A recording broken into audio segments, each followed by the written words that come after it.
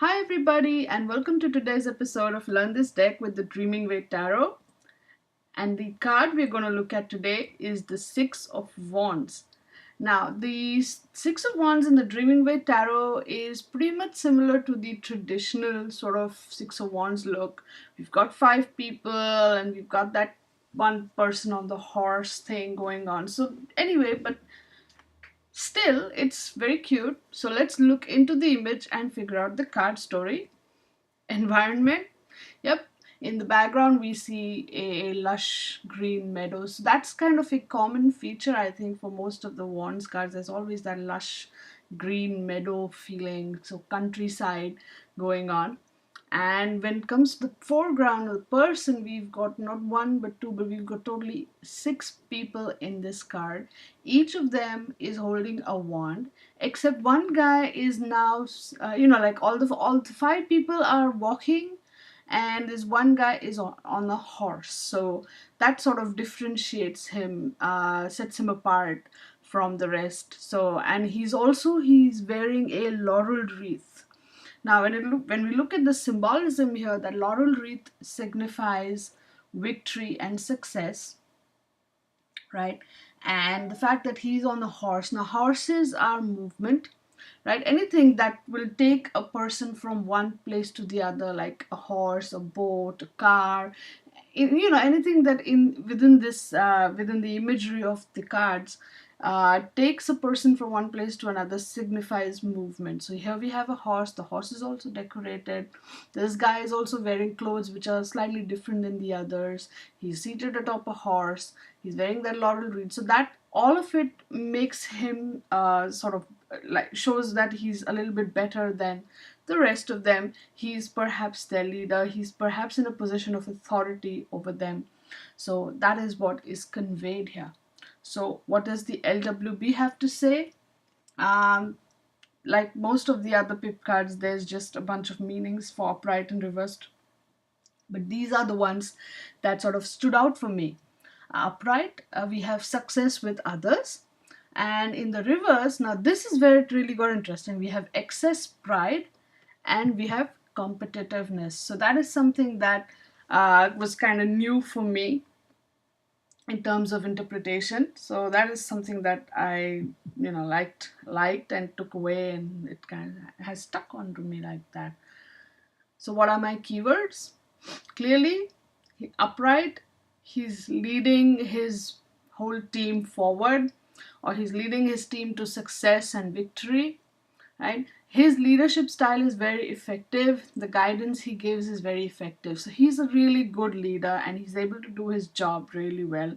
And that is what this whole picture portrays, that he is leading his team to something good and better, and he's able to do that, and he has the qualities and the abilities that are required to do that.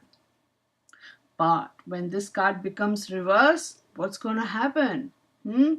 Look at him. Now it looks like he's going to fall off that horse. He's not able to control that direction, that movement, right? He's unable to lead.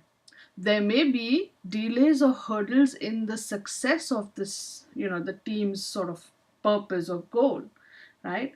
Or this could indicate a total and complete failure.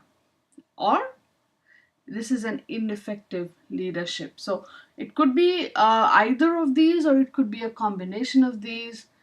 Your intuition will tell you, but this is how it kind of goes, because now, look at the image. It doesn't set right. It doesn't feel right. He's going to fall off that horse there, and that's going to cause all the delays, the hurdles, and his leadership is now going to be not so strong, and it's going to be called up in question, right? What was the card story that came to me? As I started writing, I found myself in the head of the leader guy, and these were the thoughts in his mind.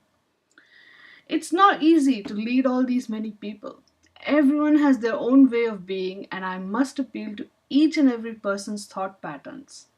And yet, if I appear, sorry, typing mistake.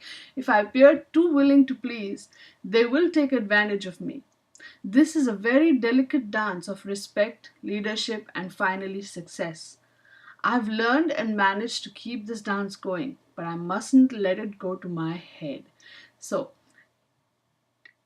this, when I found myself in the mind of this guy, I realized that there was a lot more to being a leader than just, sitting there on top of a horse and giving directions, saying go here, go there, do this, do that. No, you have to appeal to all the people there, but at the same time you shouldn't, it shouldn't be like you're too easy, so that they, otherwise they'll take advantage of you.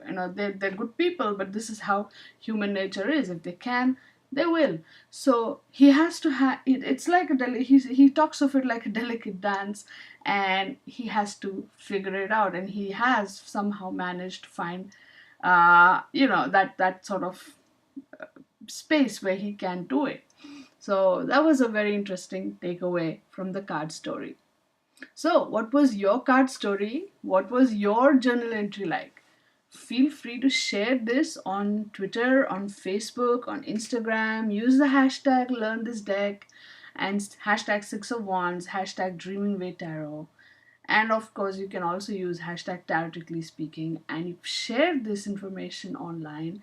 Um, so that other people, we can all sort of, whoever's following through on this, we can get together, we can search with the hashtag, and we can find each other's posts, and we can share each other's knowledge and keywords and all of that, and this way we can sort of get together and learn this deck. Okay, I will come back again tomorrow with the Seven of Wands. In the meantime, stay good, be good, and learn this deck. Bye now.